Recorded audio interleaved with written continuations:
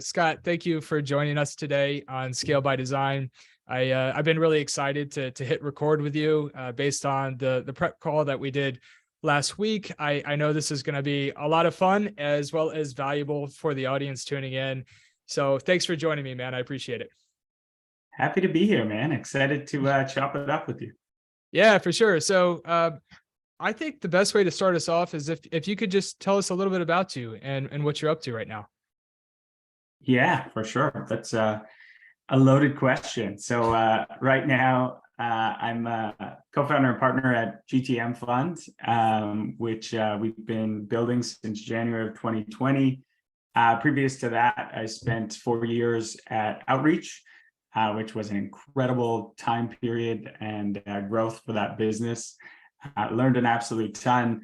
I was running partnerships, was helping out with the sales hacker community, and doing a lot of evangelism work, as well as helping us break into some of our top 100 accounts. So super incredible 4-year run. Feel very blessed. And then before that, I actually ended up at Outreach from helping Max Altschuler, my now partner, build up Sales Hacker. So I was running all partnerships and revenue for that media company before we got acquired. And then previous to that, kind of cut my chops up here in Vancouver, Canada, did the very traditional path into tech, which was start as a BDR and crawl and scrape my way up to team lead to manager to building up programs. And it's been a lot of fun. I feel blessed to be where I'm at today.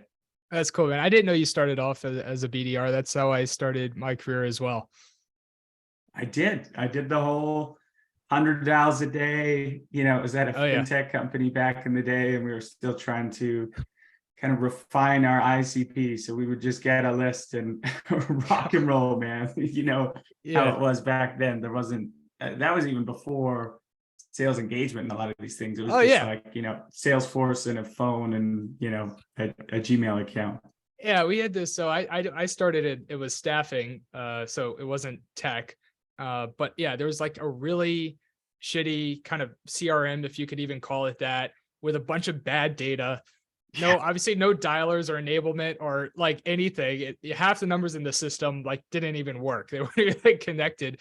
And it's still the metric is 100 cold calls a day, 3 meetings booked, right? So I mean, that's the environment I came up in too. I think it's a good way to start your career. I think it helps you kind of, at least for me, it changed my kind of made my brain shift to what I considered success, right? Like if I 97% failure rate, 3% booking meetings, that was success. To a normal person, that would be 97% failure. For us, it's like, hell yeah, that's a great day, right? Take some time to figure that out. Totally. And just the sheer kind of at-bats you get. And, I feel fortunate and that I was in office at the time. I kind of feel bad for some of these folks that are maybe starting their career as a BDR and now a fully remote environment, because I know I learned an absolute ton just by listening to my VP of sales and the different AEs like on that floor. But I guess we now have different enablement tools and stuff to help. I think there's like tools coming out. I'm blanking on one of them that was recently coming out that helps with that, like basically training remote SDR teams. I'm really blanking. It's just too bad I'm blanking on it. But there's a few cool things. I mean, there's a new company called Roam coming out that's like going to kind of try and recreate that bullpen environment of like an actual sales floor. And there's some cool things that I think will come coming out pretty quick. But that was the story. And at GTMfund, we're incredibly fortunate. Our kind of model is we're an operator first VC fund. So, we took a lot of the learnings from the sales hacker days and then at Outreach, and we had just amassed this really incredible network of CROs, CMOs, VPs of sales, VPs of marketing, at truly some of the fastest growing SaaS companies on the planet, Procore, Salesforce, DocuSign, Snowflake. And, the thesis when we started it was, hey, why don't we go bring together 30 or 40 of the best operators that we know who we know have seen zero to IPO in many different flavors, pool some capital, go find some incredible founders, and then just give them the playbooks and be very real with what worked and what didn't. Hopefully they can sidestep some of the mistakes that we all made, because of course you make a ton, and help them with hiring, strategy, mentorship, you name it. And call it network effects, call it momentum. But we were able to get into some really incredible deals very early on with some tier one firms, and that accelerated our growth. And we now have 250 go-to-market operators as LPs in the fund, which is super cool. And some backing from Bain Ventures and Tiger Global and now Foundation. And yeah, it feels like we're still in the first inning of this, but we're just about to go raise GTMfund Co, which we're super excited about. And yeah, excited to chat more about it, particularly through this lens of kind of this new model that seems to be becoming more and more part of the venture capital landscape, which is this operator first model. It's a really cool evolution to see. And yeah, I'm excited to jump into it as well. I would love to hear a little bit more about the founding story when you get together that initial group of LPs to join you, operator-led fund. The value and differentiator is clear to me, and I could see why it's doing so well. Did your initial deal flow come through the LPs? I think that you mentioned that's one of the evolutions, is that your LPs are actually helping you source qualified deals from people that they know in their network and trust. Is that how it worked from the beginning, or was that more so led by you and Max? How did that start out? Yeah, no, it's a great question. And so we actually launched this while Max and I were still at Outreach. And kudos to Manny Medina for having the trust and faith in us to kind of do this on the side. There was some compounding benefits for Outreach as well. Getting closer to CROs and CMOs was helpful, because that was their target buyers. But it started out, and I'll give tons and tons of credit to Max Altschuler. He had a pretty remarkably impressive track record of angel investing. So he was seed in Outreach, seed in Gong, seed in Carbon Health. So Max had got a ton of deal flow naturally. And so, when we first started out, it was a lot of these operators coming to us and being like, hey, I want to diversify my exposure. Whatever you two guys are doing in terms of angel investing and advising and getting access, I would love to have some of that. And, when we were doing full-time roles, we didn't feel fully comfortable doing that. But then in January of 2020, what happened was AngelList released rolling funds, which, you can go look up the structure of rolling funds, but it just makes it way easier to manage all of your back office and the admin part that comes with a venture capital firm. So we could really just focus on finding the best companies and supporting them. We wouldn't have been able to do it had they not released rolling funds. We've now since transitioned to a standard fund with all our own LPA docs and things. But that was kind of how it started. And initially, the deal flow was coming from myself and Max. Either it was coming inbound, or we were doing a lot more kind of outbound at that time, trying to get into deals, doing what we do best, which is we're pretty scrappy guys. And that's how we got the initial deals done. And then, since then, the community has grown so much that we now have category experts in just about every sector of SaaS. So these folks have spent 15, 20 years in e-commerce SaaS, or in, security and identity, or logistics SaaS, or prop tech. And over time, more and more of our deal flow has actually come from our LP base, who, naturally get people reaching out to them because they've had such an incredible career in these different pockets of technology, and people want their feedback. They want them to be design partners. And so, we'll get about 70% of our deal flow now comes from LPs, which is pretty cool. That's fantastic. I love that. And it's really what I love about the operator model too, is that it really does seem like it helps at every stage of the venture life cycle, from sourcing to due diligence. I would love to dive a little bit deeper in, like we've talked about sourcing of deal flow, but getting into due diligence as well as if we could slow down on that aspect, and if you could probably articulate it a little bit better than I did. I touched on it being that, obviously it's relationships that they know and people they know. And I'm assuming maybe like the fact that they're experts in their respective industry sector allows them to evaluate opportunities better. But can you tell us a little bit more about how the operator model is so effective for due diligence? Because I think that's a topic that's a lot of VCs are talking about right now. Maybe it's arguable that not a whole lot of due diligence was happening last year, and now with the tightening market, we're seeing that topic come up a lot more on this show and just my conversations with partners, and how they're evaluating opportunities this year. So how does the operator model kind of how is it correlated to what we're seeing on the market now, and how does it help you guys thrive? Totally. Yeah, really good question. And yeah, we've seen this operator first model really help at every single stage. So we talked a little bit about sourcing, and that's a big one.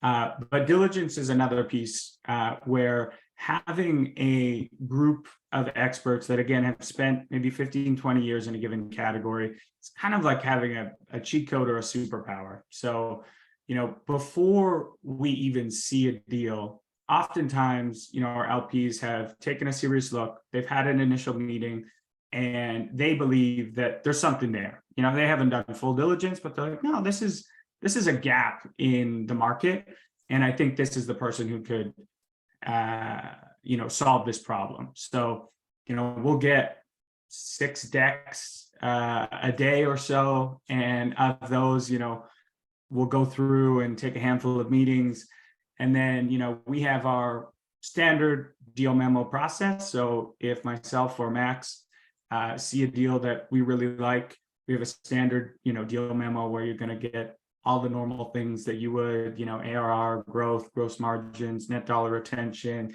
CAC payback, burn multiple, all those things that are kind of table stakes. We'll make sure that those are all looking good. We'll ask for a data room. It's a big thing. If there's founders listening, make sure your data room is super sharp. I think that's one of the biggest green flags for me, is if I ask for a data room and it's like, they've got it right away, everything I need is in there. How you run your fundraising process is a direct reflection of how you run your business. So make sure that's tight. And then if we still, like it from there, since we're not leading rounds, we'll oftentimes have a chat with the partner who's leading the round, kind of share diligence a little bit, make sure we're seeing the world in the same way. And then the cool layer that we have that I don't think all VC funds have is, once we've come up with our hypothesis, once we've come up with kind of our view on the space, we can then go get 3 or 4 experts in that category, share our diligence with them, and be like, hey, what are we missing here? Is this a real demand? Would you buy this? Would your team buy this? A perfect example of this is, we saw a deal in fintech. A big part of their strategy was channel partnerships. So we just asked them, who do you think is your perfect channel partner? They mentioned Square, and we happen to have the ex-global head of sales at Square as an LP in the fund. We went and asked her and said, hey, this is everything this is all the diligence we've done on this company. We think it's pretty cool. They think you'd be the perfect channel partner. Why or why not? And she came back and said, listen, this is like on the roadmap. We wouldn't partner with them for XYZ reasons. And so we can go, okay, perfect. Well, thanks for saving us, a few weeks of diligence on this one. We'll probably pass.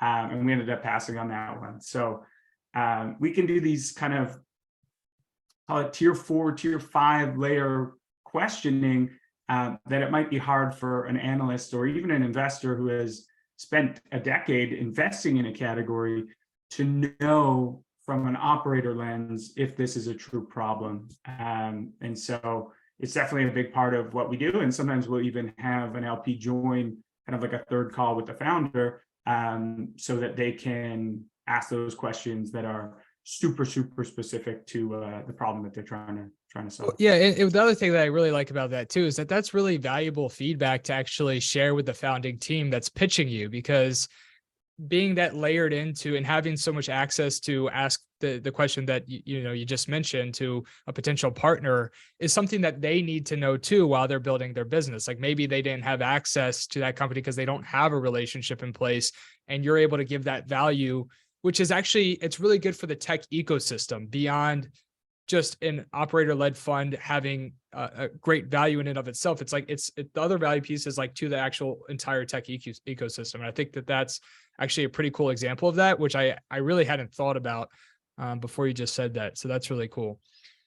And yeah, and to that point, we will, always try and share that feedback back, because you're totally right. Like, if that is a big part of your strategy, you should know that maybe you need to make some changes, yeah, particularly when we look at rev tech tools, which, most people would think we're extremely bullish on, and most of our portfolio companies are, rev tech tools. They're not actually, of course, we have a number of great ones in there, but yeah, oftentimes we ask the founder, hey, this is going to be intense, but do you mind if I put a parsed down version of your deck into our GTMfund Slack, and we'll get you some serious feedback.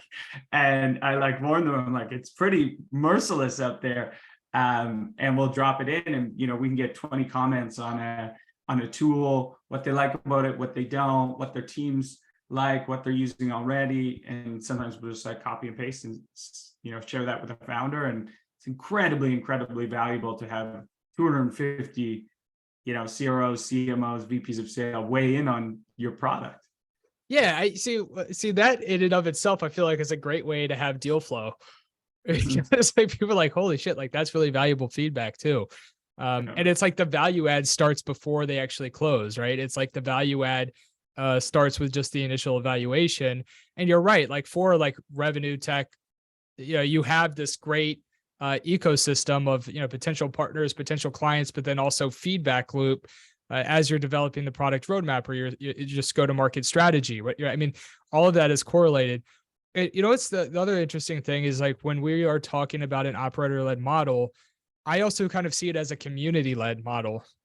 And it's what we've already talked about. It feels community-based to me, but then I'm also looking at the offsites, right? Like I follow your content on LinkedIn, and I see, okay, we're having a company offsite with all of the LPs and founders from our portfolio. And that's an incredibly valuable asset in and of itself when you're thinking about becoming an LP, or you're thinking about choosing your firm to be the backers. I see that as incredibly valuable too, just from like a pure relationship community standpoint, that there's value that you may not be able to directly attribute. In many ways you will be able to, but there's also value that you're going to win business, build relationships, be more successful as a result of being part of the community. Absolutely. Yeah. I mean, you kind of teed that one up super nicely. I think, Max and I kind of came at this from like a first principles mentality of, hey, if we were starting fund in 2020, like we did, and we scrapped all the old ways of thinking, how would we want to do it? And our thinking was like, okay, we're kind of building a product or a platform, and that product is the flow of value from these incredible LP operators into the brains of our founders and their respective executive teams. Okay, so if that is what we're trying to do, what does that platform look like? Well, one, it's a fund. We need capital so these companies can get off the ground and we can get involved. Number two is, how do we make sure that this community is valuable both to our portfolio companies, but also to our LPs, so that they stick around, they want to engage. And a cool part of the community piece is we see all the Slack metrics, and there are so many conversations happening behind the scenes. We can see like how many direct messages there are that aren't in public channels. And there's so many great things that are happening, and they're knowledge sharing amongst each other, not just with our founders, which is really cool. So they're solving their own problems within their own business. And then, I mean, the third piece and the third pillar of this product is we're now going back to what we know how to do, and we know how to do it well, is build a media company. And so we're now bolting on podcasts and newsletters and growing our social channels. And those three things, the fund, community, and media platform, sort of act as a flywheel to help us with deal flow and help us support our founders better. If they jump on our podcast, we can help them with distribution. We can help them with their idea of category creation. And we learned early on that the power of distribution is immense. And if you can own sort of the narrative in a category, it can really help. So, oh hell yeah, that's kind of the model. And we pour a lot of our management fees back into the community side. So we do 2 retreats with our LPs every year now. We just did one in Scottsdale. We had 85 of our LPs come down during a weekend, come golfing, come hiking, knowledge sharing. It's pretty cool. And we just did a local dinner in San Francisco. We had like 70 people show up. So it's cool. It's cool. Yeah, I mean, and just business aside, it's a lot of fun, I'm sure. Like just being, I mean, We're these having are a good time. Yeah, man. Like a lot of what I do now, like I consider myself like super lucky because I've gotten to a point with my company where my primary role is content production and traveling. And so I'm going to dinners, different events. And that's, I get to hang out with really cool executives and founder CEOs and really bright people in tech. Obviously we have similar interests. And so it's good for my career and for my company, but it's also like, it's what I would want to be doing. Like I want to hang out with other people in tech and just have a good time and learn from them. I mean, it's you're winning when you get both, right? Like you have like it's good for your professional development, if you will. But it's also just something that you thoroughly enjoyed it's not even work. It's just fun stuff that you'd like to be doing. Right. Totally. Yeah. I've got a life motto that is, I want to spend my life solving interesting problems with interesting people. And I feel very lucky to be able to do that every day. And a lot of days it is fun. A lot of days it's an absurd amount of hard work, but it's really cool to see the results that we've been able to drive thus far. 21 of our first 22 investments have raised subsequent capital at higher valuations, which is incredible hit rate. And we just found out we're sitting at 98th percentile of all funds on AngelList right now, which we're very excited about at this stage. And again, feels like the first inning.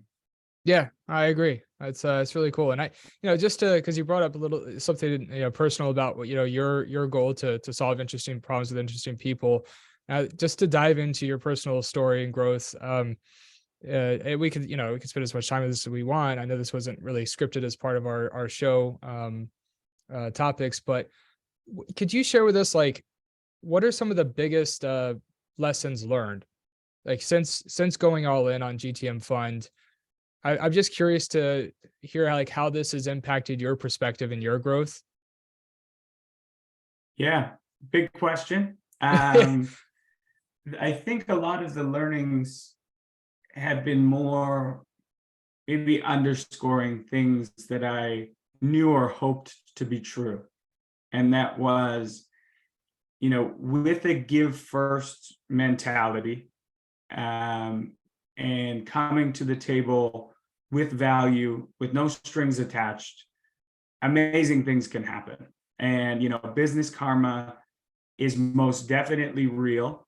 And, if you can show people that you're truly there to help them get to wherever they want to go, financial incentives aside, you will be successful over the long term. You'll end up having this army of people who have your back, who speak good things about you when you're not in the room.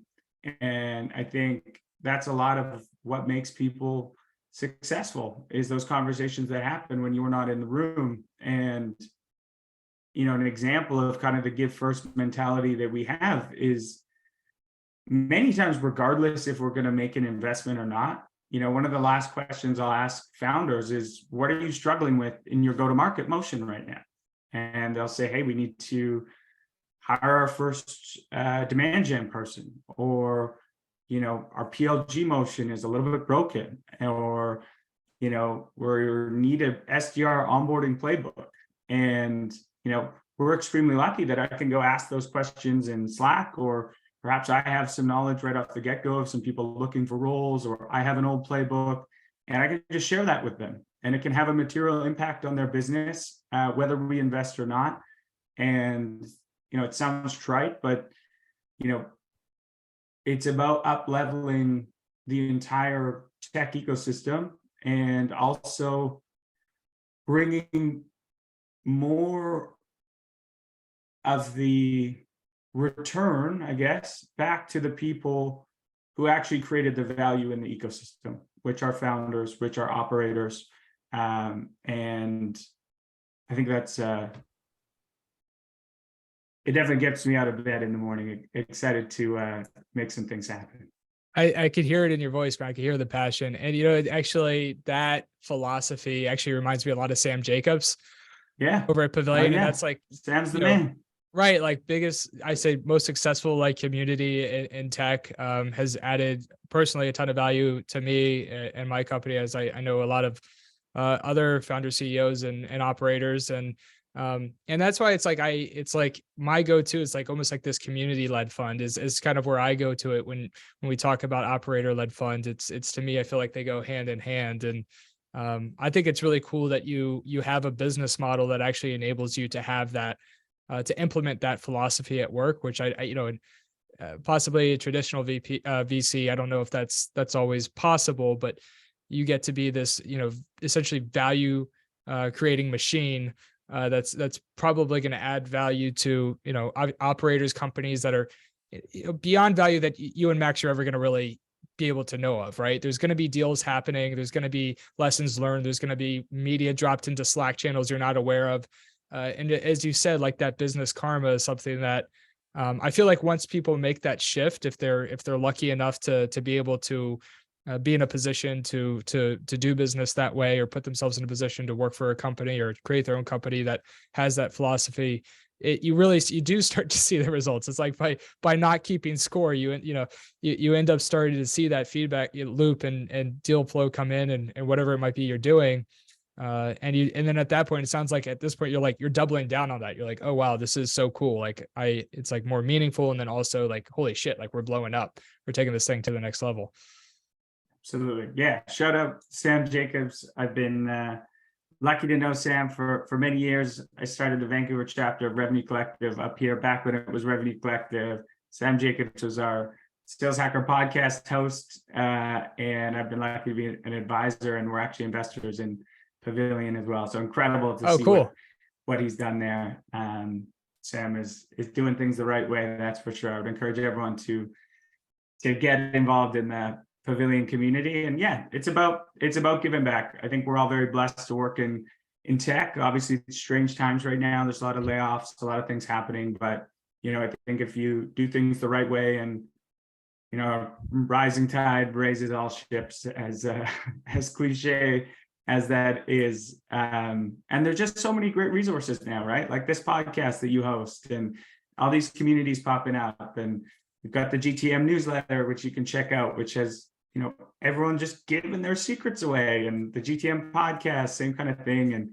And the answers are there. The answers are easier to get to kind of than ever now. And lean into communities, lean into, you know, media, and have a great career. And I think so. It's like, even like in this market condition, it's even more critical to invest in community for several different reasons. You know, there's a lot of challenges in tech right now, and it's been interesting to see from my seat. You know, we've partnered with over 150 tech companies in the past 8 years as an embedded recruiting resource for them. And so it's you know, we're getting a first, you know, we're talking directly with founder CEOs that are talking to us about what's happening in their businesses. And it's definitely a very uncertain time. And a lot of companies have made the transition to survival mode. They've cut, a ton of overhead positions, payroll being typically the biggest expense. It seems that month over month, we have not hit bottom. And I think everybody's just, okay, survival mode, like, let's figure out where bottom is. I was talking with a bunch of CEOs at a dinner in New York a couple weeks ago, and one of the CEOs was like, I'm actually excited for 2023 because I want to figure out where the fuck the bottom is. Like, at least at that point, we'll know, like, what's the base, like, where can we start to rebuild again? No matter how bad it is, like, we just want to know where the bottom is. So, I think as a final topic, maybe we'll find something to be a little more uplifting at the end. But I guess one question for you too is, like, what is your take on what's happening now? Do you have any kind of, like, obviously nobody like knows, but like, do you feel like you have what's your kind of guess on, like, where the bottom might be, or like what's happening right now, or, how tech can rebound, or, your take? I mean, I'd love to get your thoughts on this. Yeah, it's a big one, and I'm not a economist by any stretch of the word, but we're extremely lucky to surround ourselves with a lot of talented folks, both on the operator side and VCs, and get their take. And I've been talking to a lot of people. I had a conversation on our pod the other day with Mark Cranny, who's a pretty prolific CRO, to say the least, out of the Valley. And his take was, he's been through 3 of these cycles now, and these happen. This isn't the world ending. These happen, every decade or so, and this is just another one of those cycles that we're going through. And every time we go through one of these cycles, I think there is a rush to call it safety, call it strengthening business fundamentals, maybe cutting some of the fat in areas where companies weren't growing as efficiently as they could before. There was kind of a throw money at the issue and we'll grow. And going back to the basics of having a really strong, repeatable, scalable go-to-market motion that's focused on efficiency is just going to be good for innovation in the long term. And if I were to put my Nostradamus hat on and try and guess when we come out the other side, I think we're probably in for, I don't see us going much further down, maybe a little bit more. And then I would give us about 18 months, and then we will start to slowly see a baseline of growth going back up. So I would certainly, if you're a founder listening to this, keep that in mind in terms of runway and capital efficiency. And I think it will take us a long time to get back to where we were. But we will start seeing growth again, I would say, in about 18 months. And there's, go listen to the All In podcast is great. They do takes on this every week. And I think everyone's just trying to do their best guesstimate. My advice is go back to business fundamentals. And, the old and numbers are changing. So don't think you're doing poorly because you're only at 2.5x growth, and maybe 2 years ago that was like, that's not great, but that is good now. 2.5x growth is good. Gross margins of 50% are good. Net dollar retention at like 120%, that's good. So a burn multiple of 1 to 1.5 is good. And so a lot of these things are just shifting, and what maybe used to not look as good is good. So stay alive, default alive, keep pushing. Don't give yourself these impossible goals to hit, and just focus on efficiency. Yeah, I think it's just getting back to business efficiency. You're right. I mean, the biggest times of innovation in my own career and my own company really happened during COVID. I mean, before COVID happened, we did contingent recruiting. And Mhm. I knew at the time that I wanted to switch to the embedded model because I felt like it was higher quality for my clients. But then also I didn't like not having recurring revenue. Like if I was like, okay, if I'm trying to scale a company, my expenses are recurring, but my revenue isn't, that's not a model that I want to scale ultimately. Mhm. But the hard part is when business is going well and you're growing, it's like you have this machine built and it's really hard to change course, particularly when you're in an aggressive growth market like we were seeing before COVID.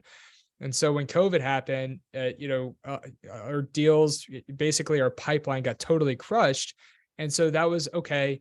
This is a good opportunity to now rebuild in the overall long-term direction that I want to build the company.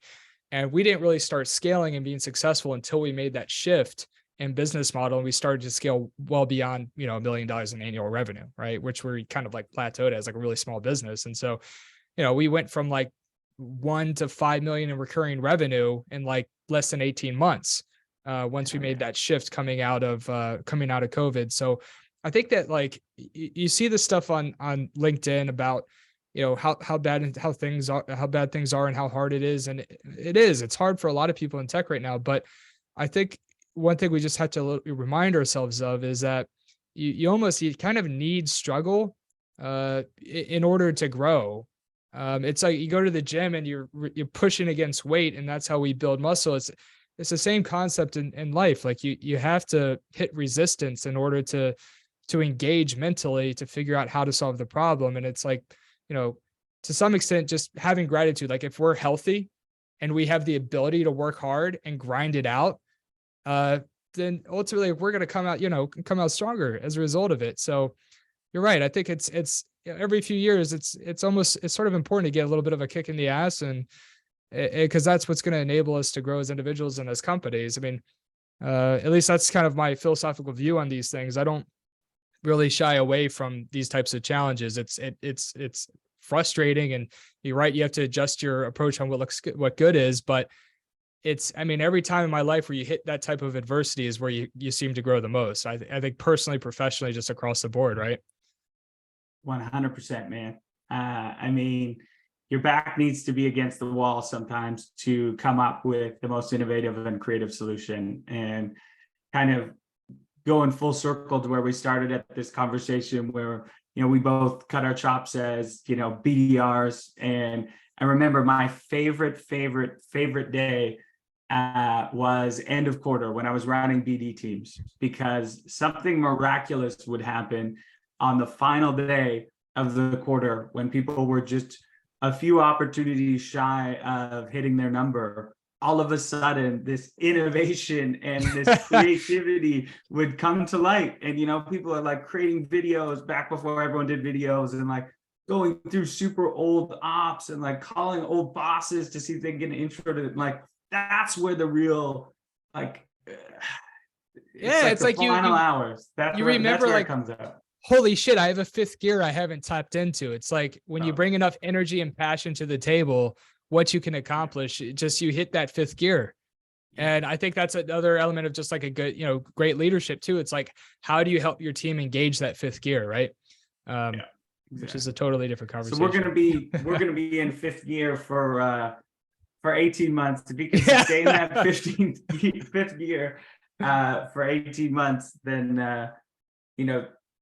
I think you're gonna be in a really great place to Oh come out yeah. of this. And that requires taking care of yourself physically, mentally, you know, lean on mentors, get a executive coach or performance coach if you can, therapy, whatever it is. It's hard to stay in fifth gear for a sustained period of time. I think that's what we're going to have to do to get on the other side of it. Some people are hardwired for this. I love times like this because I think it shows, the character of the folks that you are surrounded with and yourself. And takes a lot to stay in that gear, but there are ways to do it. And it starts Yeah. with, It's like, think about the quality of leaders that are going to come out of this. Like, think about the amount of innovation that's going to come out of this from just the amount of intense critical thinking over the next 18 months. If that's going to lead to such a amazing, interesting